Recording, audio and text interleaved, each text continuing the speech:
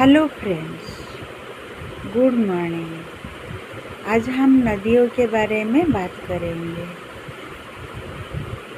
Geography की ओर चलते हैं। आज हम दक्षिण भारत की नदियों के बारे में बात करेंगे। तो चलो स्टार्ट करते हैं।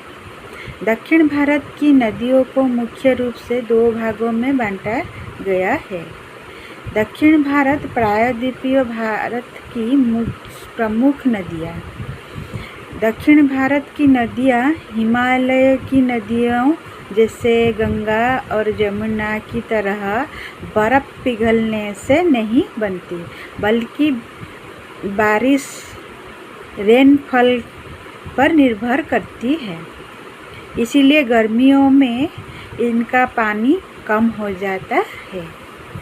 इन नदियों को उनके बहने की दिशा के आधार पर दो हिस्सों में बांटा गया है। एक पूर्व की ओर बहने वाली नदियाँ, बंगाल की खाड़ी में गिरने वाली नदियाँ।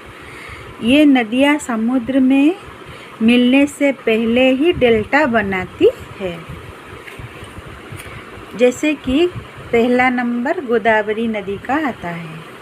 यह दक्षिण भारत की सबसे लंबी नदी है। इसके आकार और उम्र के कारण इसे दक्षिण भारत की दक्षिण गंगा या बुद्ध गंगा कही जाती है। दूसरी नंबर पे कृष्णा नदी है। यह दक्षिण भारत की दूसरी सबसे बड़ी नदी है। मशहूर नागार्जुन सागर के बांध इसी नदी पर बना है। तीसरी नदी कावेरी नदी है। यह दक्षिण भारत की एक बहुत ही पवित्र नदी है। अपनी पवित्रता के कारण इसे दक्षिण भारत की गंगा कही जाती है। ध्यान दें, गोदावरी को दक्षिण गंगा कहते हैं और कावेरी को दक्षिण भारत की गंगा कहते हैं। शिव समुद्रम जलप्रपात इसी पर बना है। चौथे नंबर पर महानदी आती है। यह छत्तीसगढ़ से निकलकर हमारे उड़ीसा में बहती है।